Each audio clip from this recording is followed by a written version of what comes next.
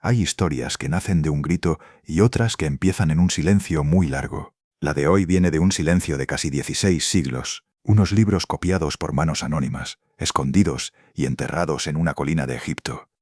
Y luego nada. Durante generaciones, nada. Ni una línea citada, ni un nombre, ni un recuerdo claro. Solo polvo, roca y tiempo encima. Mientras tanto, encima de ese desierto cambian imperios, religiones, lenguas y mapas del mundo. Se levantan catedrales, se dictan dogmas, se prohíben ideas y se imprimen Biblias. En las aulas se explica un cristianismo que parece completo y ordenado, pero bajo ese suelo, en la oscuridad de una cueva olvidada, siguen intactas unas páginas que cuentan otra forma de entender a Jesús, otra forma de entender al ser humano y otra forma de nombrar lo sagrado. Un día, una azada golpea algo duro. Una madre enciende un horno con hojas que no sabe leer. Un sacerdote mira un códice y reconoce el nombre de Jesús escrito en una lengua antigua. Un joven investigador abre por primera vez un evangelio que nadie había leído entero desde el siglo IV. De gesto en gesto, lo que estaba enterrado deja de estarlo. Hoy te invito a entrar conmigo en ese lugar donde la historia se mezcla con la sed de sentido. Aquí empieza el camino. ¿Podrás acompañarme hasta el final? Capítulo 1. Cuando la fe aún no cabía en un solo libro.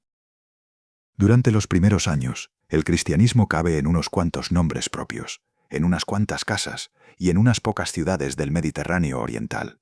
Jerusalén, todavía con el templo en pie, escucha las primeras predicaciones sobre Jesús resucitado. Pedro y Juan son figuras de referencia para los primeros grupos. Pablo viaja, discute y escribe. Su voz circula en forma de carta. Llega a comunidades que nunca lo han visto en persona y sin embargo lo consideran una autoridad. En este paisaje todavía no hay iglesia en sentido estructurado. Hay comunidades. Algunas se reúnen en sinagogas y se sienten parte del judaísmo. Otras se abren más a gentiles. Personas que no tienen formación judía y que se acercan por la fuerza de la figura de Jesús. Las reuniones tienen lugar en casas particulares, en patios o en habitaciones de alquiler. Se leen textos de la escritura judía, es decir, lo que hoy se llama Antiguo Testamento, pero interpretados a la luz de Jesús. Se recuerdan historias, parábolas y gestos. Las palabras sobre Jesús circulan sobre todo de boca en boca. Un discípulo de discípulos dice haber conocido a alguien que oyó una enseñanza concreta. Una mujer explica que en una aparición visionaria sintió que Jesús la consolaba.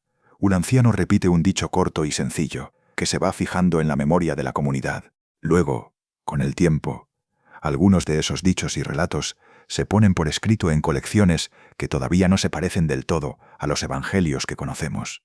Mientras tanto, las cartas de Pablo empiezan a jugar un papel decisivo. La comunidad de Corinto lee una carta que corrige problemas internos y habla de un cuerpo de Cristo hecho de muchos miembros. Años después, otra comunidad copia esa carta a mano y la envía a un grupo vecino porque siente que le sirve. Sin querer, este gesto de copiar abre el camino hacia algo parecido a un canon. Algunos escritos empiezan a percibirse como referencia común para diferentes comunidades. En torno al año 70, la destrucción del Templo de Jerusalén por parte de Roma marca un antes y un después para el judaísmo y también para los seguidores de Jesús. Muchas comunidades se desplazan, otras se reconfiguran. Es en este contexto cuando se termina de perfilar el Evangelio de Marcos, probablemente el más antiguo de los 4 canónicos. Luego vendrán Mateo y Lucas, que reutilizan parte de ese material y lo combinan con otras tradiciones. Más tarde aparecerá Juan, con su tono más contemplativo y sus largos discursos de Jesús. En ninguna parte de este proceso existe todavía algo llamado Nuevo Testamento como conjunto fijo. Los evangelios circulan con libertad, a veces juntos, a veces separados. Existen otros textos muy valorados, como la Didaché o el Pastor de Hermas, que más adelante quedarán fuera del canon, pero que durante décadas se leen en comunidad con el mismo respeto que un evangelio. En este entramado de voces y textos, la palabra griega gnosis tiene ya una larga historia. En el mundo helenístico, gnosis significa conocimiento o comprensión profunda. Filósofos, místicos y escuelas religiosas la usan para hablar de una forma de saber que implica transformación. Cuando algunas corrientes cristianas la adoptan, la cargan de un matiz decisivo. La gnosis se convierte en un conocimiento que salva. Lo hace porque despierta algo que ya estaba dentro de la persona. Muchos textos gnósticos cristianos hablan del pléroma, un término griego que puede traducirse como plenitud. No es un lugar físico, sino la realidad divina en toda su riqueza. Esa plenitud se despliega en eones, que se describen como emanaciones o aspectos de la divinidad. Cada eón expresa una cualidad: sabiduría, verdad, vida. En varios relatos gnósticos, algo se desajusta en ese despliegue. Una figura vinculada a la sabiduría, llamada con frecuencia Sofía, comete un error o actúa sin el complemento de su pareja. De esa acción nace un ser inferior, ignorante de la plenitud. Ese ser es el demiurgo, término que procede de la filosofía griega, y que aquí se usa para hablar de un creador que fabrica el mundo material sin conocer la verdadera fuente divina. El resultado es un cosmos ordenado pero imperfecto, en el que la chispa divina queda atrapada en cuerpos y estructuras que no la reconocen. Esta forma de narrar el origen del mundo no se queda en teoría. Para quienes participan de estas comunidades, explica la sensación de desajuste con el entorno. El mundo material se percibe como mezcla de belleza y violencia, de inteligencia y crueldad. En esa mezcla, la gnosis se entiende como un despertar. La persona descubre que la identidad profunda no se agota en lo que se ve, ni en lo que la sociedad espera, ni en lo que las instituciones religiosas dictan.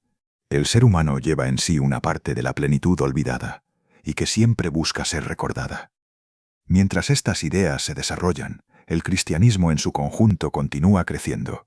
A finales del siglo I y durante el segundo, comunidades en Antioquía, Éfeso, Roma, Alejandría y otras ciudades debaten la figura de Jesús, la relación con la Torá y el alcance de la gracia divina.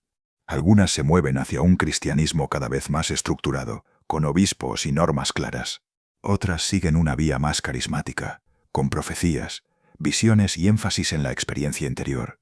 En ese contexto, surgen maestros que hoy se recuerdan sobre todo a través de sus adversarios, pero que fueron figuras reales, con alumnos, círculos y una vida concreta. Uno de los más importantes para esta historia es Valentín, nacido probablemente en Egipto. Se forma en un ambiente donde se cruzan la tradición bíblica, la filosofía platónica y diversas corrientes místicas. Más tarde enseña en Roma, en el corazón del cristianismo en expansión.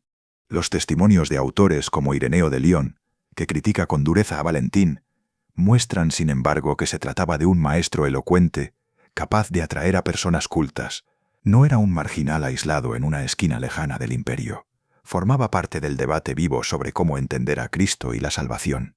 Sus seguidores hablan de Cristo como aquel que desciende desde el pléroma para traer gnosis a las chispas divinas dispersas en el mundo. Los sacramentos, la lectura de las Escrituras y la vida comunitaria se reorganizan alrededor de esa visión.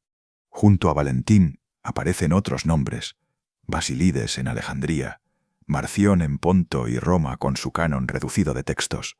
Todos comparten rasgos: atención a la experiencia interior, uso creativo de las Escrituras y relatos complejos sobre el origen del mundo y la percepción del bien y del mal.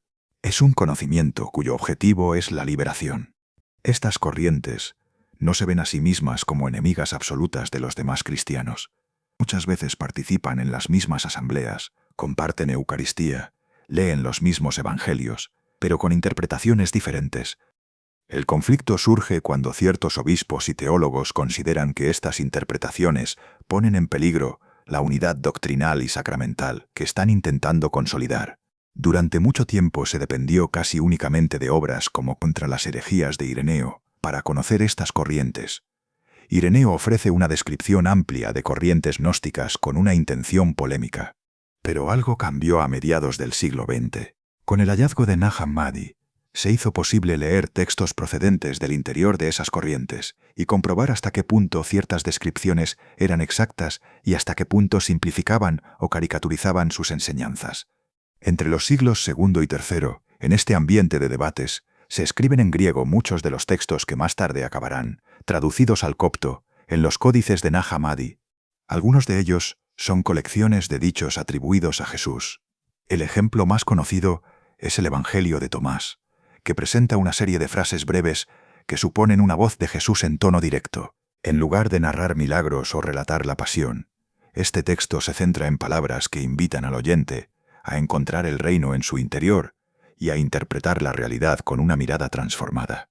Otros escritos adoptan la forma de revelaciones secretas, normalmente después de la resurrección. El apócrifo de Juan, por ejemplo, presenta a un Juan desolado tras la crucifixión, al que se aparece Cristo resucitado para explicarle con detalle el origen del mundo, la estructura del pléroma, la caída de Sofía y la situación del ser humano. El relato explora la distancia entre el Dios supremo inaccesible y el Creador ignorante que gobierna el mundo material. El objetivo es ofrecer al creyente un mapa de su propia condición, una chispa divina atrapada en un entorno que no reconoce ese origen. El Evangelio de Felipe se centra más en temas de sacramentos y de unión interior. Habla del matrimonio como símbolo de una integración profunda, del bautismo y de la unción como gestos que despiertan la memoria de la persona sobre su procedencia. Este texto contiene frases sobre María Magdalena, que han sido objeto de múltiples interpretaciones modernas, a veces muy alejadas de lo que el contexto del escrito sugiere. En el marco del siglo II, sin embargo, forman parte de una reflexión más amplia sobre la figura del discípulo amado y la relación entre conocimiento y cercanía a Jesús. El tratado tripartito, por su parte, se adentra en una reflexión sistemática sobre la naturaleza de Dios, del mundo y del ser humano. Se asocia a la escuela de Valentín y muestra hasta qué punto algunos de estos autores construyen auténticas teologías, complejas y estructuradas, no simples colecciones de visiones dispersas. Desarrollan conceptos, proponen lecturas de pasajes bíblicos y elaboran esquemas sobre la historia de la salvación. Estos textos no nacen todos en el mismo lugar ni en la misma comunidad. Algunos se sitúan en Siria, otros en Egipto, otros quizá en Asia Menor o Roma. Circulan en círculos pequeños, a menudo entre personas con cierta formación que pueden seguir el nivel de abstracción de los discursos. En muchos casos, parece que hay grados de enseñanza, un nivel más sencillo para la mayoría de la comunidad y contenidos más elaborados para quienes se consideran maduros en la fe. La frontera entre lo que más tarde se llamará ortodoxo y lo que se calificará de gnóstico no está todavía trazada de manera definitiva.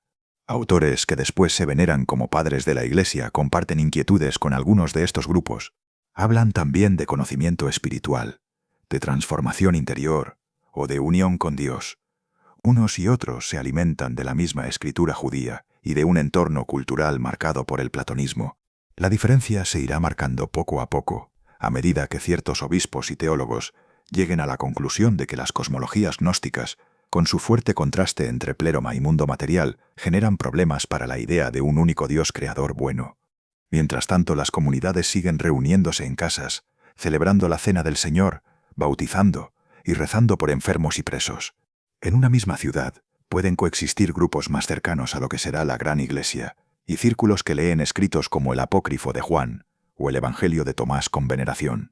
En algún lugar de ese entramado, quizá en Egipto, quizá en Siria, alguien copia una versión griega del Evangelio de Tomás. En otro lugar, un maestro dicta un tratado que intenta ordenar la enseñanza de Valentín para sus discípulos. En otra ciudad, una comunidad usa un texto revelatorio para preparar a quienes se van a iniciar en un rito. Ninguno de ellos imagina que siglos más tarde, parte de ese material se traducirá a otra lengua, se encuadernará en códices y quedará enterrado en una vasija de barro. El siglo III avanza entre tensiones políticas en el Imperio Romano, crisis económicas y persecuciones intermitentes. El cristianismo crece pese a esas dificultades y se hace más visible. A la vez, las corrientes gnósticas cristianas siguen produciendo textos y reelaborando tradiciones. En esos años se fijan muchas de las obras que más tarde formarán la biblioteca de Nag Hammadi, todavía en su forma griega original. La imagen de un cristianismo primitivo uniforme no se sostiene cuando se miran de cerca las fuentes. Lo que aparece es una red de comunidades que experimentan, escriben, discuten, rezan y se arriesgan. Dentro de esa red, la gnosis cristiana representa una vía que entiende la fe como recuerdo de un origen profundo y como acceso a un conocimiento que transforma. Sus textos quedan ya en circulación, esperando el próximo giro de la historia, cuando el cristianismo empiece a definir qué libros son aceptables y cuáles representan un peligro para la unidad que la Iglesia desea construir.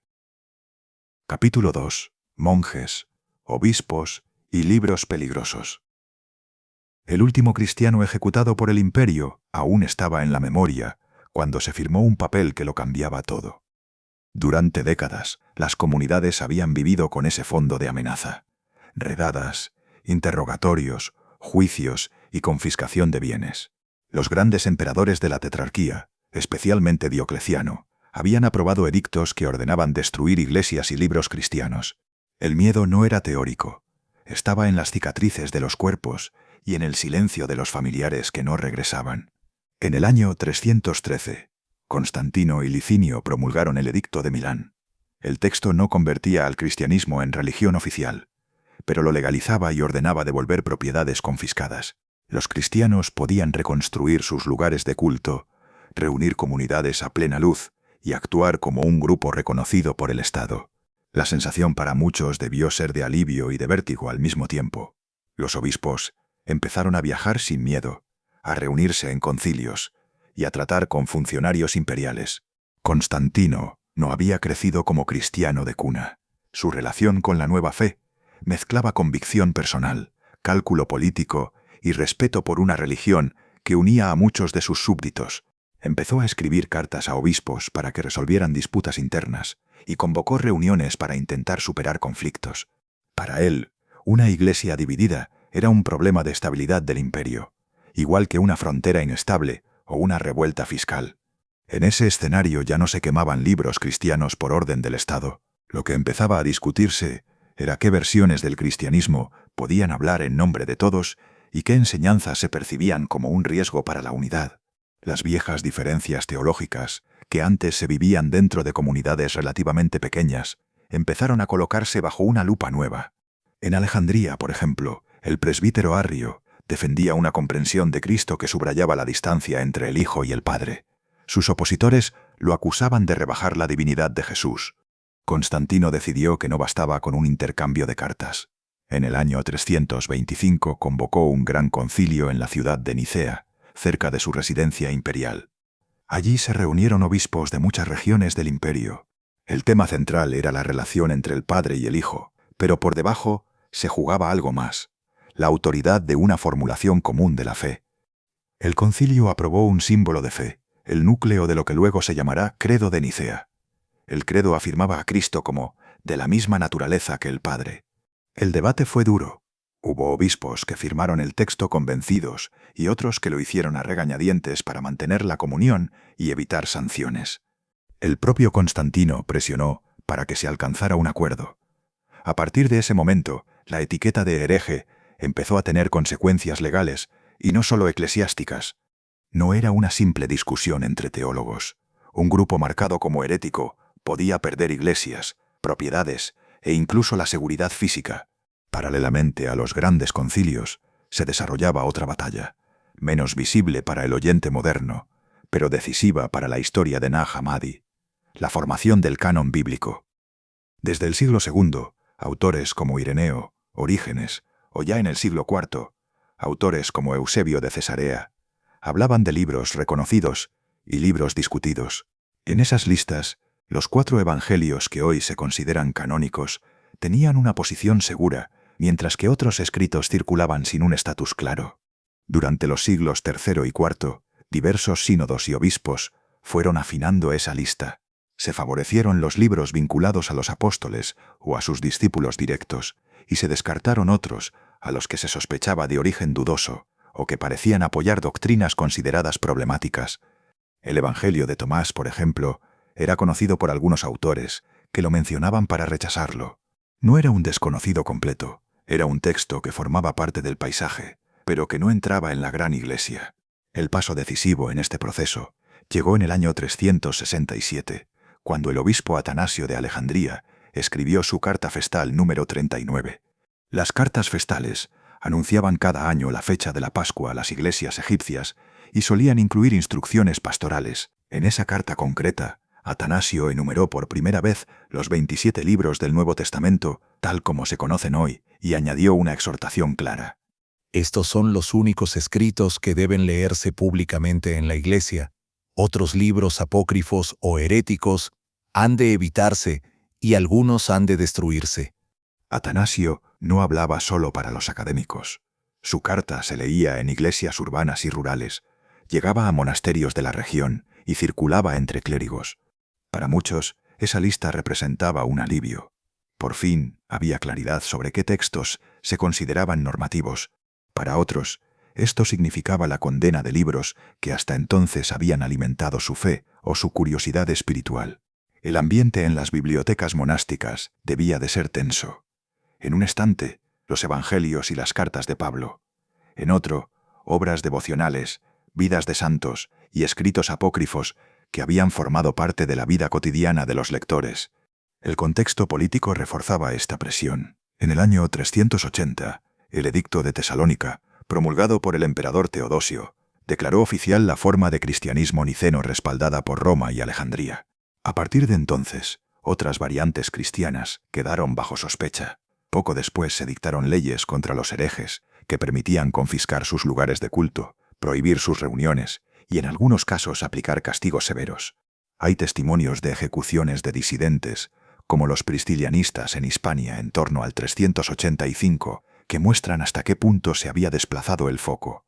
La violencia ya no venía de un estado pagano contra cristianos, sino de un estado cristiano contra otras formas de cristianismo. Para los grupos gnósticos tardíos, este clima debió de ser asfixiante. Sus cosmologías, con la distinción entre un Dios supremo y un demiurgo ignorante, chocaban frontalmente con la confesión oficial de un único Dios creador bueno. Sus interpretaciones de la encarnación y la resurrección se alejaban de lo que la Iglesia quería fijar como núcleo innegociable. En muchos lugares estas comunidades desaparecieron, se disolvieron o se integraron en comunidades más amplias ocultando su antiguo modo de creer. Mientras tanto, en el sur de Egipto, en la región de la Tebaida, se desarrollaba una historia distinta. Allí, durante las últimas décadas del siglo III y las primeras del IV, hombres y algunas mujeres empezaron a retirarse al desierto para vivir como eremitas. Con el tiempo, esa vida solitaria dio paso a formas de vida común. El gran organizador de este monacato cenobítico fue Pacomio, un antiguo soldado que, tras su conversión, reunió a monjes dispersos y fundó comunidades con reglas precisas. Pacomio estableció monasterios a orillas del Nilo, entre ellos uno cerca de Chenoboskion, en el Alto Egipto. En estos cenobios, decenas de monjes compartían oración, trabajo y estudio. Oración al amanecer, trabajos agrícolas o artesanales, lectura de las escrituras, comidas en común, silencio parcial y oración al anochecer.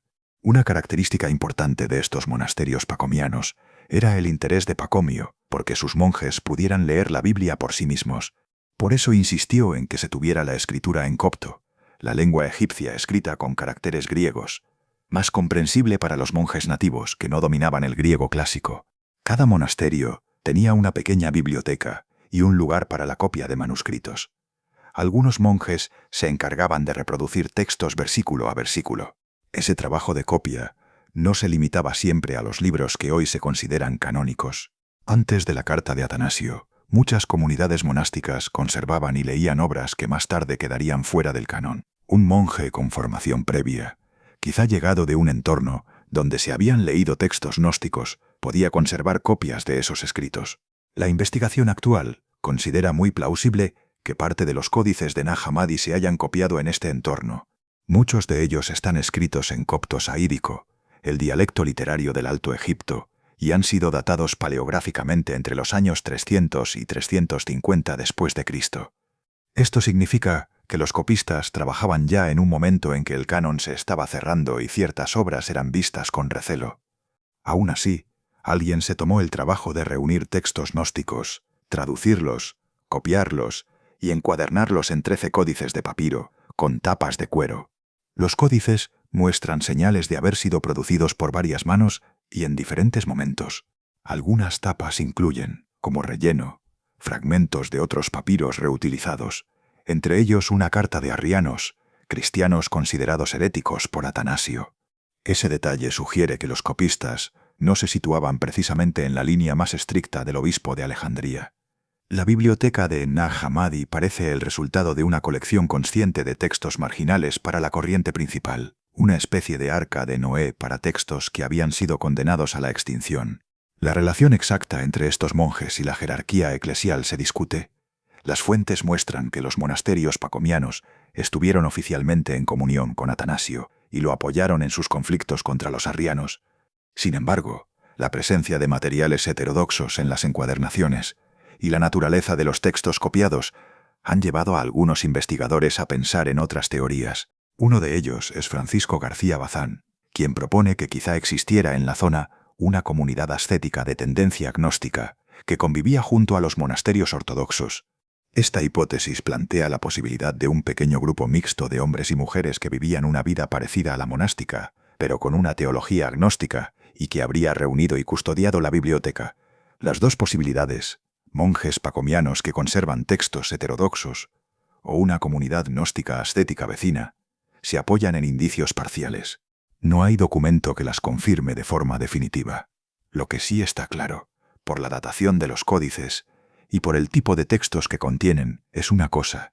Alguien en la región de Chenoboskion quería que esa literatura siguiera existiendo en un momento en que las autoridades eclesiales deseaban lo contrario. Cuando la carta festal de Atanasio se leyó en Egipto, debió de llegar también a estos monasterios. La instrucción era tajante. Ciertos libros no debían leerse y otros debían desaparecer. Imaginar el efecto de esa orden en la biblioteca de un cenobio no requiere exagerar. Un monje bibliotecario abría las estanterías, repasaba los títulos, identificaba los que coincidían con la lista oficial y miraba con inquietud el resto. En ese grupo entraban no solo los escritos gnósticos, sino también obras piadosas sin contenido herético fuerte, pero ajenas al canon recién fijado. Los datos muestran que la orden de Atanasio no se cumplió de manera uniforme.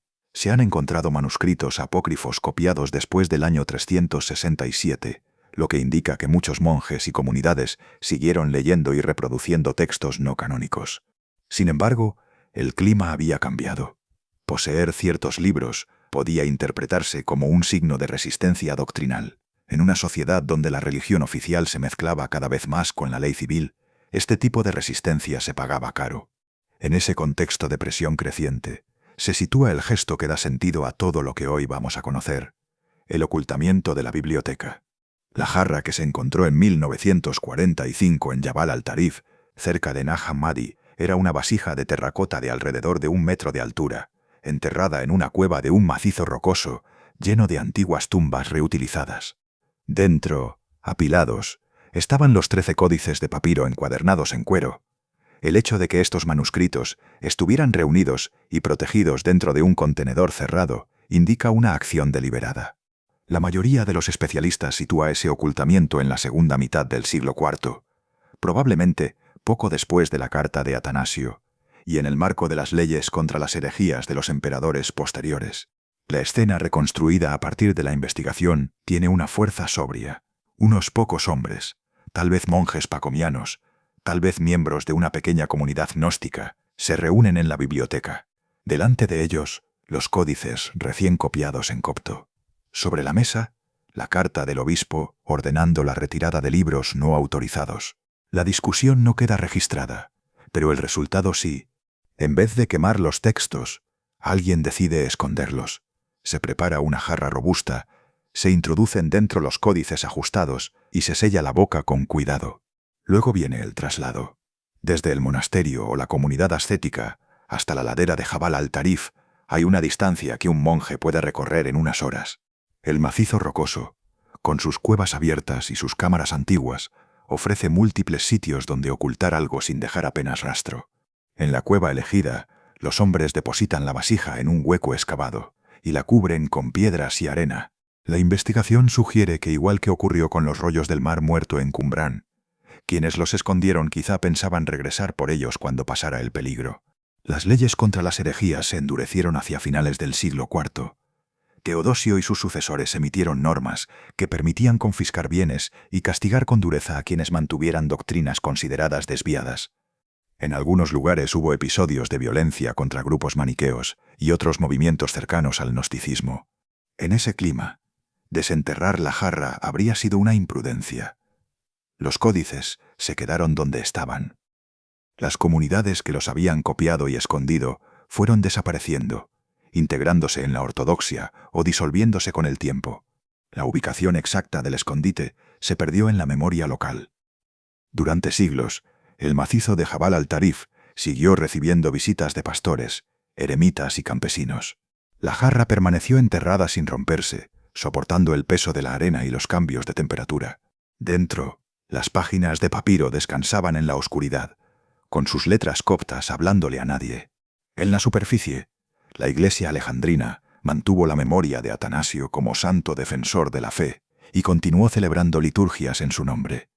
El gnosticismo como movimiento visible prácticamente había desaparecido. Los textos que lo expresaban con más fuerza, sin embargo, permanecían fuera de la vista. Mucho más tarde, sobre esas mismas laderas, ya no serían monjes los que cargaran tierra, sino unos protagonistas mucho más inesperados. El desierto guardaba todavía el secreto de aquella decisión tomada en el siglo IV, esperando el momento en el que alguien volviera a golpear la roca en el lugar preciso. Capítulo 3. De los edictos imperiales a los papiros victorianos. A comienzos del siglo VI, el mapa religioso del Mediterráneo ya no se parece al que dio origen a los textos de Nag Hammadi. El Imperio Romano de Occidente ha caído. El de Oriente, con capital en Constantinopla, sigue en pie y cada vez más identificado con una iglesia imperial que vigila con celo las fronteras de la doctrina. En las fuentes de estos siglos, el gnosticismo cristiano desaparece casi por completo como actor reconocible. Los concilios y los teólogos siguen mencionando herejías, pero los nombres han cambiado. Se habla de nestorianos, eutiquianos o monotelitas. Los gnósticos, como grupo vivo, dejan de aparecer. La represión legal contra las herejías, iniciada en el siglo IV con las leyes de Teodosio, continúa en códigos como el de Justiniano, que imponen sanciones a quienes sostienen doctrinas consideradas desviadas. En Egipto, el panorama también se transforma. La Iglesia copta, heredera de la tradición alejandrina, se consolida como comunidad específica, con su lengua propia y su liturgia. Tras el concilio de Calcedonia del año 451, muchos cristianos egipcios rechazan la definición oficial sobre Cristo y se separan de la línea imperial. Nace una iglesia que se siente ortodoxa a su manera, pero que el poder bizantino tacha de herética. Aún así, tanto unos como otros comparten una cosa: el rechazo a las antiguas corrientes gnósticas, vistas ya como desviaciones de siglos pasados. Mientras estas disputas se suceden en las ciudades, el Alto Egipto, donde fueron escondidos los códices, vive su propio ciclo. Los monasterios pacomianos que habían florecido en los siglos IV y V empiezan a declinar. Algunos se integran en nuevas estructuras monásticas, otros se abandonan. Las comunidades cambian de manos, las dependencias se transforman o caen en ruina.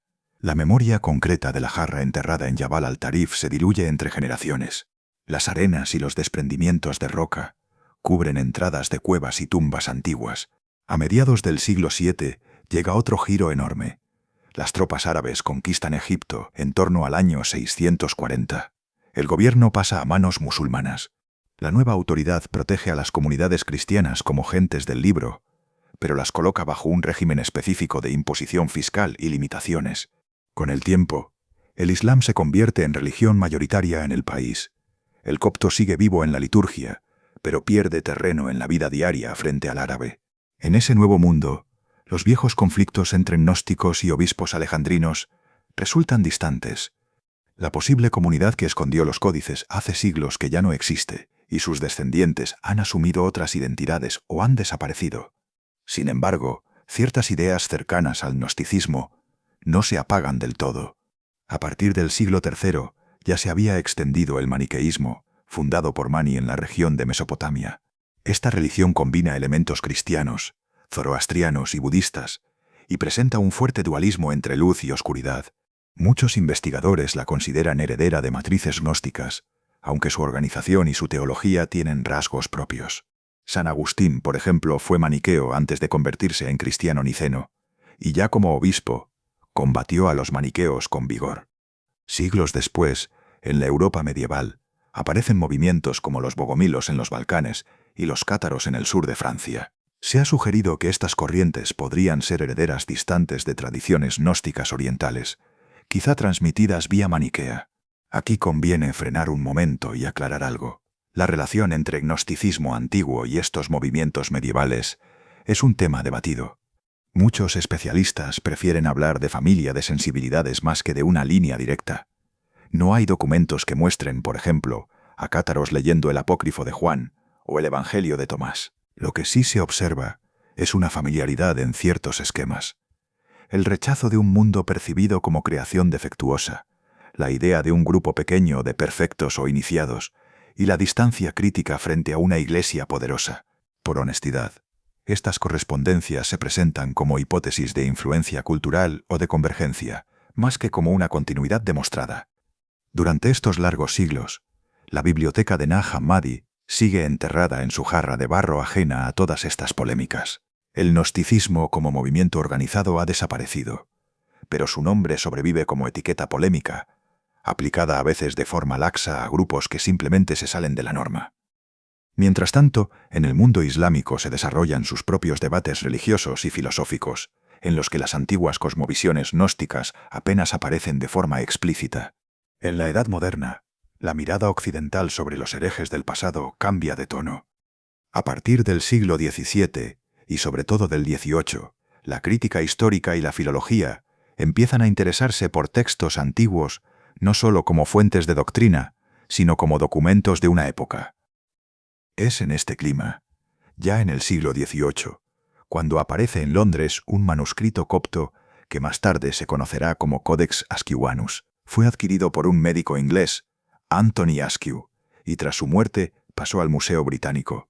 El códice contiene un largo tratado gnóstico en copto titulado Pistis Sophia, centrado en diálogos de Jesús resucitado con sus discípulos, donde se exponen complejas revelaciones sobre el alma y los eones. Este texto desconcierta a los eruditos. Habla de Cristo, de fe y de sabiduría, pero usa un lenguaje y una estructura muy distintos de los evangelios canónicos. Además, está escrito en copto, una lengua que en ese momento domina muy poca gente. Durante un tiempo el manuscrito es más curiosidad que objeto de estudio sistemático. Poco a poco, sin embargo, especialistas en orientalística y estudios bíblicos se dan cuenta de que ahí hay una ventana directa a corrientes cristianas consideradas heréticas. Algo parecido ocurre con el Codex Brucianus, adquirido por James Bruce, un viajero escocés que recorrió Egipto y Etiopía en el siglo XVIII. Este códice contiene los llamados libros de Jehú, escritos también en copto, con visiones del mundo celestial, jerarquías de poderes y ritos de purificación del alma. De nuevo, Cristo aparece como revelador de misterios a unos pocos discípulos que reciben instrucciones sobre cómo atravesar las regiones cósmicas después de la muerte. Estos dos códices, Askewianus y Brucianus, son durante mucho tiempo prácticamente los únicos textos gnósticos completos conocidos en Europa. Los estudiosos pueden leer por fin algo de la voz interior de esas corrientes, más allá de lo que sus adversarios católicos escribieron sobre ellas. Aún así, la visión que ofrecen es parcial. Falta contexto, faltan otros textos que permitan entender de dónde vienen estas ideas y cómo se vinculan con los debates del siglo II. A finales del siglo XIX, la arqueología egipcia vive un momento de intensa actividad. Equipos europeos excavan templos, tumbas y antiguos vertederos de documentos. Uno de los yacimientos más importantes es Oxirrinco, una ciudad del Egipto grecorromano situada al suroeste del Cairo. Allí, en 1897, los papirólogos Bernard Grenfell y Arthur Hunt comienzan a desenterrar miles de fragmentos de papiro. Entre contratos, cartas privadas y restos de obras literarias encuentran algo que les llama la atención. Un pequeño fragmento griego con dichos atribuidos a Jesús, que no aparecen así en los evangelios conocidos. Publican ese texto como Papiro Oxirrinco I, una colección de elogia de Jesús. Algunos dichos recuerdan vagamente a frases de los evangelios, otros resultan extraños. Los especialistas discuten cómo interpretarlo. Algunos piensan en un evangelio perdido. Otros creen que se trata de una colección de sentencias usada en catequesis. Nadie dispone de más datos. El texto queda clasificado como uno de esos hallazgos intrigantes que abren muchas preguntas y responden pocas. Lo que nadie sabe todavía es que esos logia pertenecen al mismo escrito que, décadas más tarde, aparecerá completo en uno de los códices coptos de Nag Hammadi, el Evangelio de Tomás. Vista desde hoy, la escena de Oxirrinco tiene un peso especial. En un vertedero de basura de una ciudad antigua, Bajo el sol egipcio, dos arqueólogos victorianos sostienen entre los dedos un pedazo de papiro que guarda frases de Jesús que la tradición oficial no recogió. Para ellos, son solo líneas misteriosas de un texto desconocido. Para nuestra historia, son una de las primeras señales de que el mundo está a punto de reencontrarse con una tradición oculta durante siglos. Palabras y visiones que dormían en la oscuridad. El gran encuentro con la jarra enterrada todavía no ha sucedido, pero los preparativos, sin que nadie lo sepa, ya están en marcha. Capítulo 4. Vendetta en el Alto Egipto y el regreso de una biblioteca enterrada. En 1945, el pueblo de Al-Qasr, cerca de Nag Hammadi, era una comunidad rural del Alto Egipto. Casas de adobe, campos de caña de azúcar, estructuras de clan muy fuertes y un analfabetismo altísimo. La mayoría de la población era musulmana suní. La minoría copta vivía cerca con su iglesia, su sacerdote y sus propias fiestas. La ley del Estado existía, pero en los pueblos alejados los conflictos graves seguían resolviéndose con códigos de honor antiguos, incluidos los de venganza de sangre. Ese mismo año, el país seguía bajo la sombra de la presencia británica, y al borde del ciclo que llevaría a la Revolución de 1952. Había una fábrica azucarera en Nag Hammadi, símbolo de una modernidad que rozaba la zona, pero la vida diaria de los campesinos seguía marcada por el trabajo físico duro, los hornos de pan, los animales de tiro y la dependencia de la tierra. En una mañana fría de diciembre de 1945, Mohammed Ali al-Samman, un campesino de unos 30 años, sale con sus hermanos y algunos vecinos a buscar sabaj, una tierra blanda que se usa como fertilizante. Están en las laderas de Jabal al-Tarif, al este del Nilo. Cavan cerca de una roca prominente cuando la azada choca contra algo duro. Liman la arena y aparece la parte superior de una vasija de terracota. Muhammad ha crecido oyendo historias sobre jinns, espíritus que pueden quedar atrapados en vasijas y cuevas. La mezcla de temor y curiosidad es real. Algunos compañeros sugieren dejar la jarra donde está. Otros piensan en oro y en tesoros enterrados. La discusión no se alarga mucho. La necesidad pesa más que el miedo. Al final, Muhammad levanta la azada y golpea el cuello de la vasija. El barro se quiebra y la jarra se abre. Dentro no hay monedas ni joyas. Hay 13 códices de papiro encuadernados en cuero, apretados unos contra otros. Son libros voluminosos, de hojas pardas, cubiertos de polvo, y escritos en una escritura extraña que ninguno de ellos sabe leer. Es copto, pero para esos hombres son solo signos desconocidos. Los sacan uno por uno. El olor de la humedad antigua se mezcla con el aire seco del desierto. Lo que ven les produce desconcierto y cierta decepción. Esperaban riqueza inmediata y encuentran papeles viejos. Aún así, saben que cualquier cosa antigua puede tener valor en el mercado de antigüedades. Deciden repartirse los códices y llevarlos a casa. En esas mismas semanas, la vida de los al-Samman está marcada por otra historia que no tiene nada que ver con libros. Años atrás, el padre de Muhammad había sido asesinado en un altercado tribal. La familia arrastra desde entonces una vendetta pendiente. En el código de honor de la zona, la sangre derramada exige respuesta.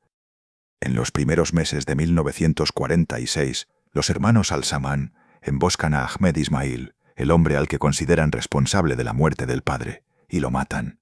Ese acto tiene consecuencias inmediatas. La policía investiga el asesinato. Mohammed pasa un tiempo en la cárcel. La familia sabe que la casa puede ser registrada en cualquier momento. Los códices encontrados semanas antes se convierten en un problema añadido.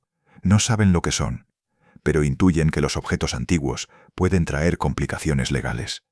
En un hogar pobre con la mirada de las autoridades encima, cualquier cosa rara pesa. Ahmad, la madre de Muhammad, toma una decisión que marcará la historia de esos manuscritos. Entre los paquetes de códices hay hojas sueltas, tal vez de un volumen ya deteriorado. Rompe algunas y las usa como combustible para el horno de pan donde prepara las tortas del día. Se cree que partes de al menos un códice quedaron reducidas a cenizas en esos días. Mientras se consume parte de un códice en el horno doméstico, Mohammed piensa también en otra salida para los libros. Sabe que el sacerdote copto del pueblo, Al-Qumus Basilius Abd al-Masih, es un hombre instruido y respetado por musulmanes y cristianos. Decide confiarle al menos uno de los volúmenes para ponerlo a salvo de un registro policial. Le entrega un códice, más tarde identificado como el Códice 3, y le pide que lo guarde en secreto. Esta decisión tomada por miedo será una de las claves para que hoy podamos leer esos textos. Basilius, como sacerdote, tiene una relación habitual con libros litúrgicos y con la Biblia en copto. Al abrir el códice, probablemente reconoce palabras como Jesús o fórmulas que le resultan familiares. Comprende que no se trata de un cuaderno cualquiera. Aún así, su formación no basta para valorar con precisión el contenido. Llama a su hermano, Rahib Andraus, maestro de historia en la zona. Rahib observa el volumen. Lomo de cuero envejecido, páginas de papiro densamente escritas. Entiende que aquello es antiguo y valioso, y que excede sus capacidades. En lugar de buscar un comprador privado, Rahib decide ponerse en contacto con alguien de El Cairo. Conecta con el doctor George Sobey, médico copto ligado a círculos cultos de la capital. Sobey, al ver el códice, asume que el asunto no es solo académico, sino también de patrimonio nacional. Informa al Departamento de Antigüedades. En aquellos años, Egipto ya había reforzado sus leyes contra el expolio, en parte como reacción al saqueo de antigüedades y a casos emblemáticos como la tumba de Tutankamón. El departamento está dirigido entonces por el egiptólogo francés Etienne Drioton. Cuando recibe noticia del códice, ordena incautarlo para protegerlo y lo traslada al Museo Copto de El Cairo. En octubre de 1946, el Códice 3 reposa ya en las bóvedas del museo. Mientras tanto, el resto de los códices sigue un recorrido más turbulento. En los años 1948 y 1949, varios volúmenes pasan a manos de comerciantes de antigüedades locales. Uno de ellos, identificado después como Códice 1, llega a las manos del anticuario Fokion J. Tano en El Cairo y termina siendo adquirido por Albert Eid, un comerciante belga residente en Egipto. Eid sospecha que el manuscrito puede tener un valor académico enorme y busca un contacto que sepa qué hacer con él. Ese contacto será el historiador de las religiones Gilles Quispel, profesor en Utrecht. Quispel entiende que se trata de una oportunidad única y mueve sus relaciones para que la Fundación Jung de Zúrich acepte comprarlo en 1951. El manuscrito se convierte así en el llamado Códice Jung, destinado como regalo para el psicólogo Carl Jung, fascinado por el simbolismo religioso. El viaje del códice hacia Europa se realiza en circunstancias poco claras, rozando la frontera de lo clandestino, en un tiempo en que las leyes egipcias restringen la salida de piezas arqueológicas. En paralelo, el Códice 3, resguardado en el Museo Copto, espera un lector adecuado. Ese lector llega en octubre de 1947. El joven erudito francés Jean Dorés, de 23 años, obtiene permiso para examinar el manuscrito. Tiene formación en copto y arqueología, y se sienta ante las páginas en una sala silenciosa del museo. Al ir descifrando los títulos, reconoce expresiones que lo sacuden, entre ellas, Evangelio según Tomás. Frente a él no hay ya un fragmento aislado, sino un evangelio gnóstico completo y desconocido hasta entonces. Dorese comprende la importancia del hallazgo y prepara una primera descripción académica que llamará la atención en Europa. Este reconocimiento marca un giro en la historia intelectual de los manuscritos.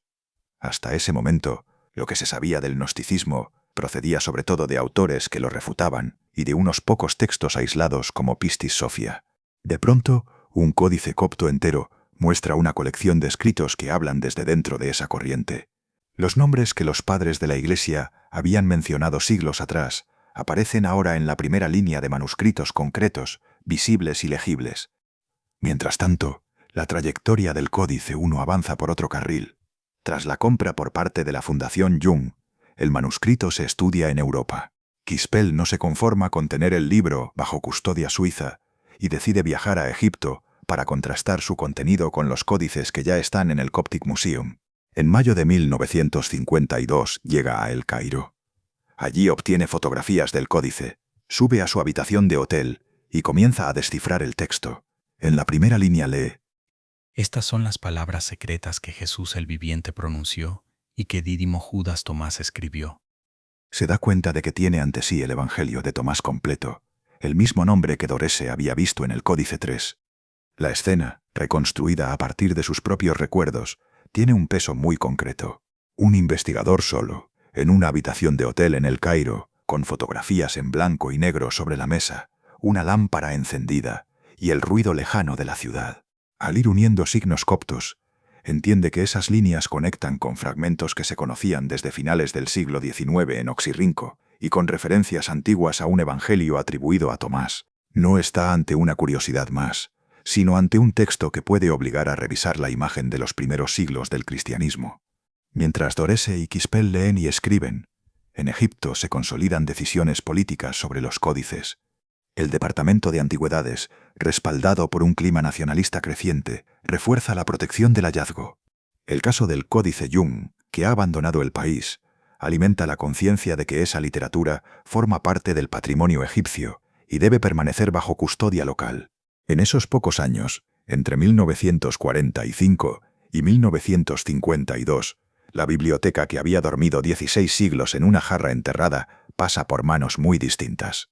Campesinos con miedo a los djinns, una madre que echa hojas al horno, un sacerdote copto prudente, un maestro de historia, un médico que hace de intermediario, un director de antigüedades, anticuarios con olfato para el negocio, un comerciante belga, un psicólogo suizo interesado en símbolos, un joven coptólogo francés y un historiador holandés que descifra una primera línea en una habitación de hotel.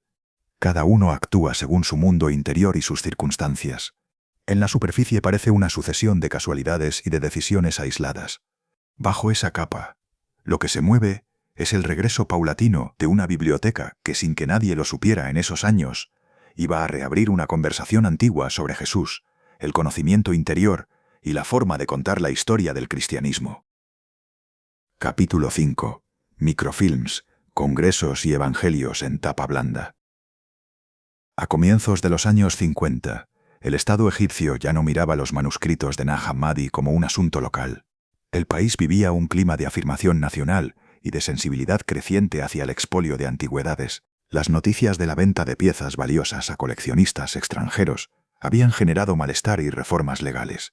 Con ese trasfondo, las autoridades entendieron que aquellos códices coptos hallados cerca de Nag Hammadi no eran solo curiosidades religiosas, sino parte del patrimonio cultural del país. Entre 1949 y 1952, funcionarios del Departamento de Antigüedades emprendieron una labor sostenida para localizar y recuperar los códices que seguían en manos privadas. Algunos campesinos los habían vendido a anticuarios de El Cairo, otros los mantenían ocultos por miedo o por esperanza de obtener más dinero. El Estado combinó compras, negociaciones y expropiaciones. En este proceso, la policía intervino cargamentos, se rastrearon contactos en el mercado negro y se presionó a intermediarios. La biblioteca, que se había dispersado en pequeños tratos callejeros, empezó a recomponerse pieza a pieza en dirección al Museo Copto de El Cairo. Hubo un caso particularmente delicado. Parte del Códice 13, un volumen pequeño con pocos tratados, salió de contrabando de Egipto y llegó a Estados Unidos, donde se ofreció a coleccionistas privados. Durante un tiempo, ese medio códice permaneció fuera del alcance de las autoridades egipcias, que ya estaban bajo presión internacional para proteger el conjunto de Nag Hammadi. Finalmente, después de gestiones diplomáticas y de la intervención de instituciones académicas, ese fragmento regresó a Egipto y se integró con el resto de la colección. Hacia 1956, todos los códices conocidos, completos o fragmentarios, se encontraban bajo custodia del Museo Copto.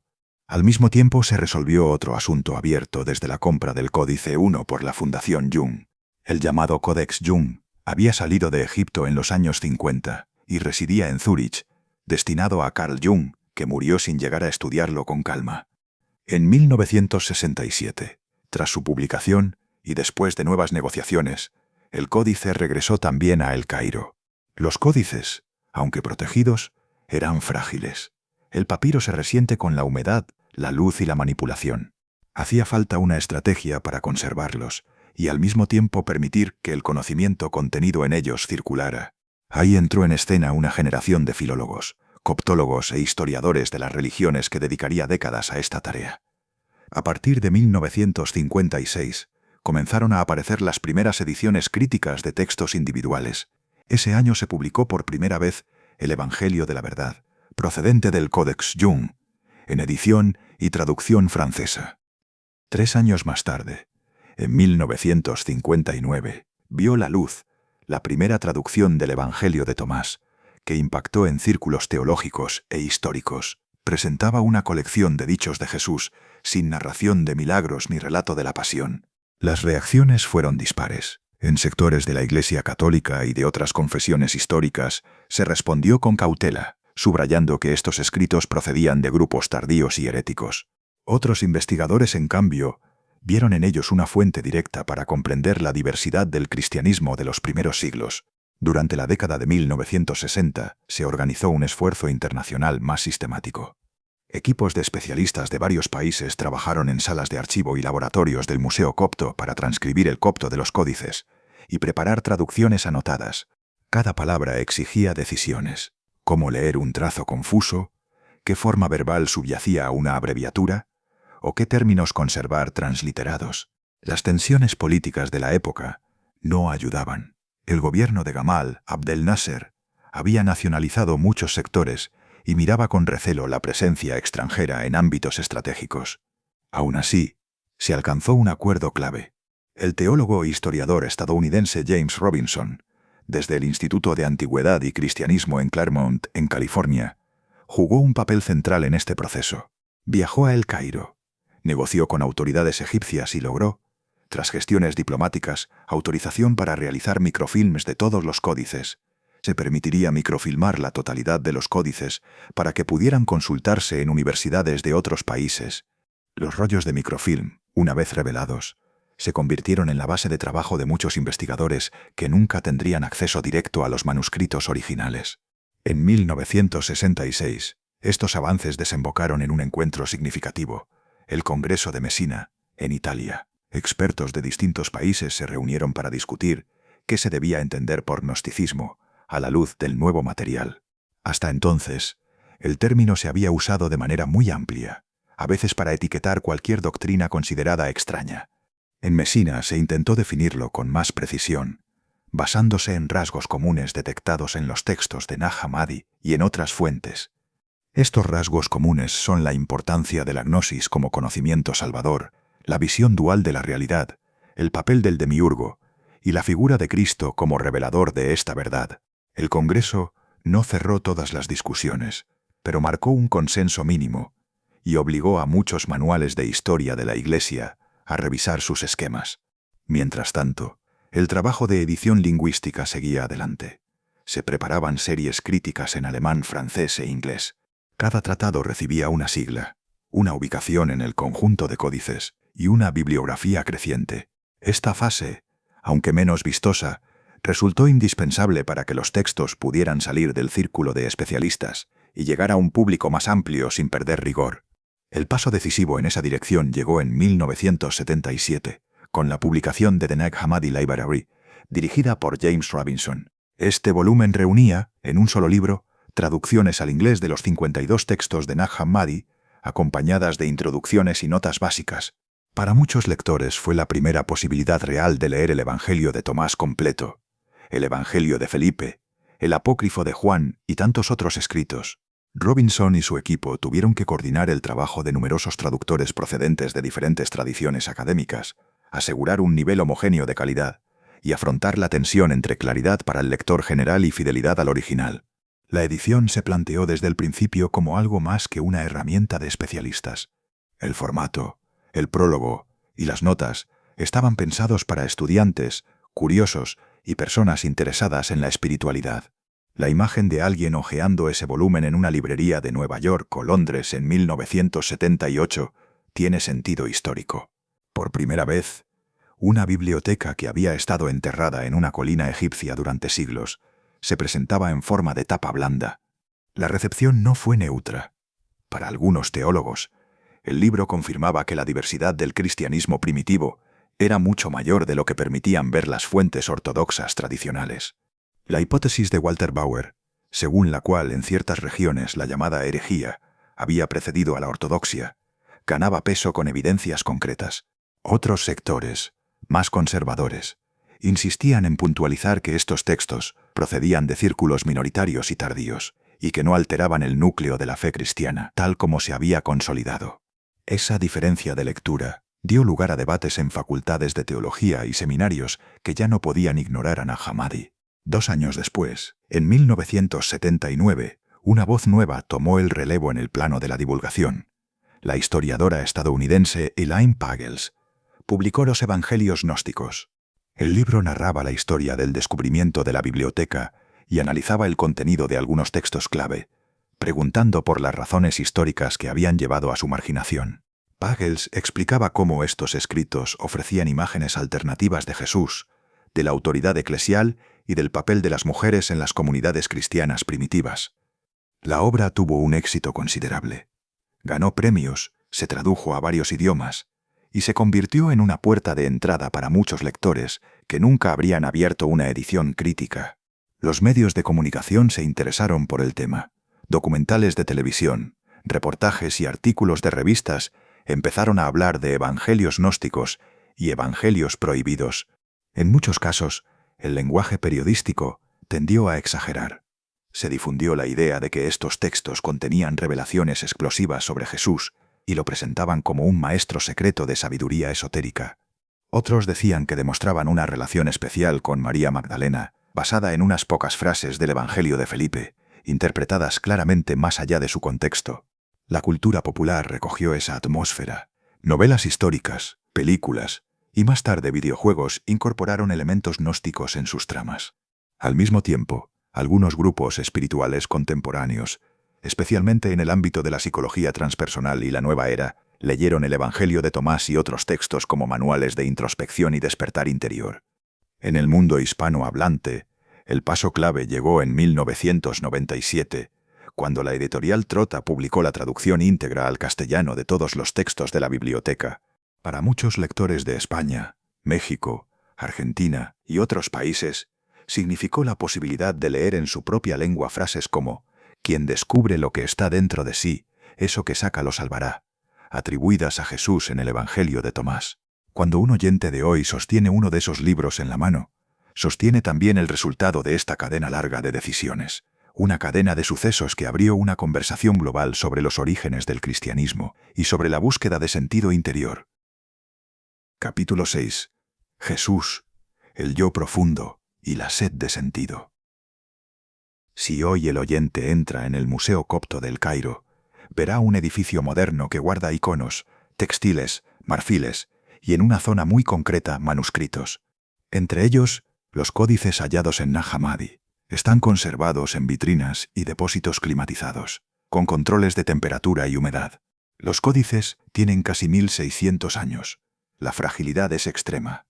Cualquier cambio brusco de luz o de clima puede agrietar fibras. El acceso directo a las páginas originales está hoy muy restringido. Quien quiera estudiar el texto no se sienta delante del códice abierto, sino delante de fotografías de alta resolución o escaneos. Pero en el siglo XXI han llegado herramientas nuevas. La fotografía multiespectral permite leer trazos desvaídos y permite análisis digitales que comparan manos de copistas, tintas y patrones de escritura. Las dataciones por carbono 14 y los estudios paleográficos han ido afinando las fechas. Hoy la mayoría de los especialistas sitúa la copia de los códices entre comienzos y mediados del siglo IV, con alguna posibilidad de ajustes según códice y tratado. Además, investigaciones recientes como las de Paul Lin-Yama proponen, con argumentos codicológicos y de historia monástica, que los códices formaban parte de una biblioteca más amplia en un monasterio pacomiano. Estos eran usados por una pequeña élite intelectual, no por un grupo marginal completamente separado. Mientras en los laboratorios y en los despachos se discute sobre fechas, contextos y manos de escribas, otra conversación recorre los textos desde otro lugar, menos técnico y más directamente espiritual. Cuando un lector del siglo XXI abre una traducción del Evangelio de Tomás, no se encuentra una narración continua sobre la vida de Jesús, sino una serie de dichos encadenados. El texto comienza presentando las palabras secretas que Jesús el viviente pronunció y que Dídimo Judas Tomás escribió. Lo que sigue son frases que invitan a una búsqueda interior. Quien se conozca a sí mismo y descubra lo que está dentro de sí, encontrará vida. En varios tratados de Nag Hammadi, Jesús aparece como revelador de conocimiento más que como legislador. No viene a fundar una estructura externa, viene a despertar algo dormido en el interior de las personas. En el apócrifo de Juan, por ejemplo, se presenta ante un discípulo desorientado y le explica el origen del cosmos, la estructura de la plenitud divina, la caída de la sabiduría y la creación de un mundo gobernado por poderes ignorantes.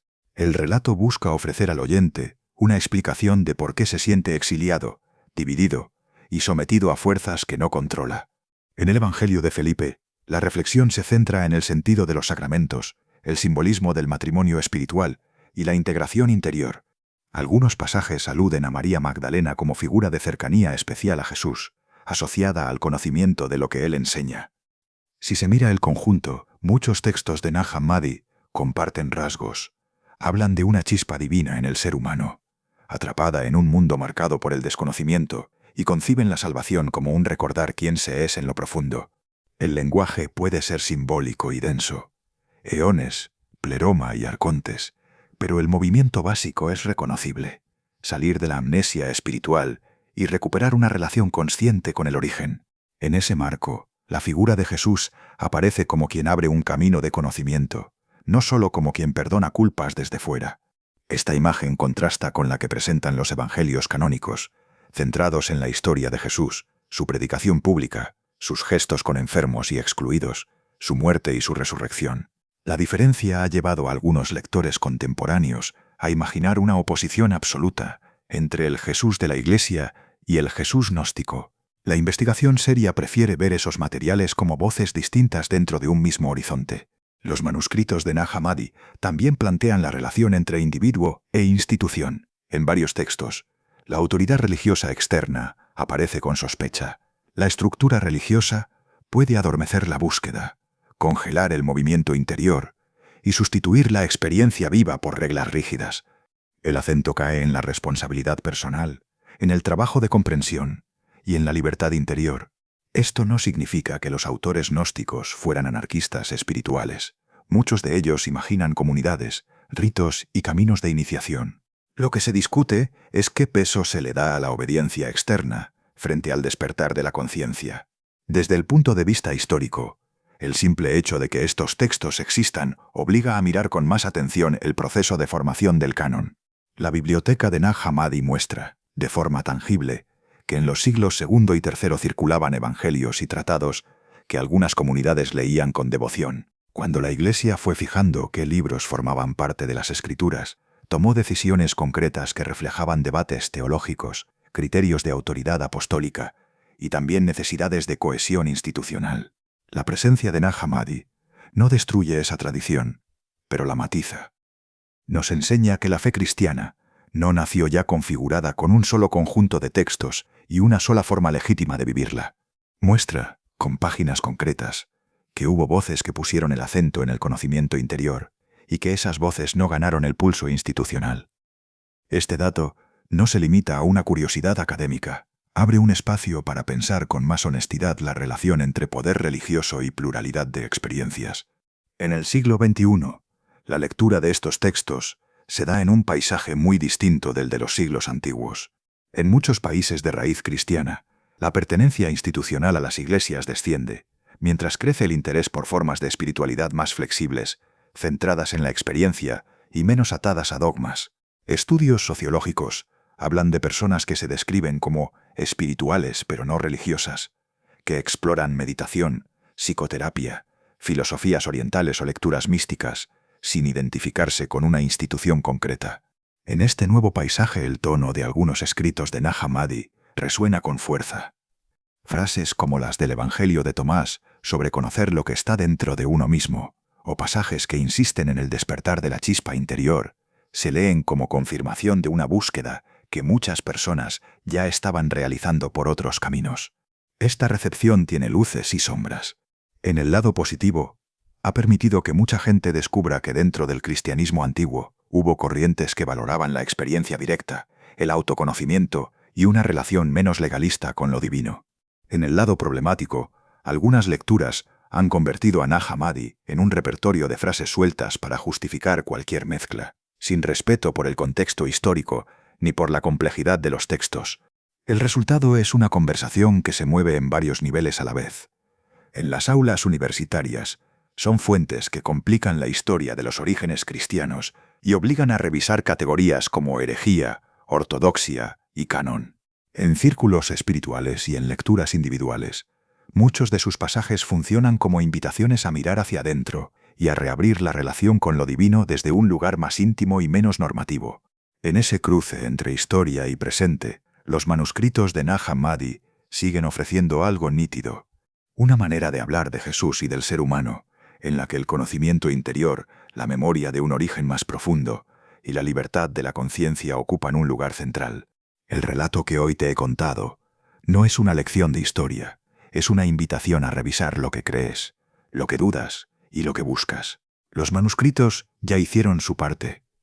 Sobrevivir, ser copiados, ser escondidos y ser encontrados. Los textos quedan colocados sobre la mesa, junto a tu propia búsqueda de sentido. Ahora, eres tú quien decide qué hacer con todo esto.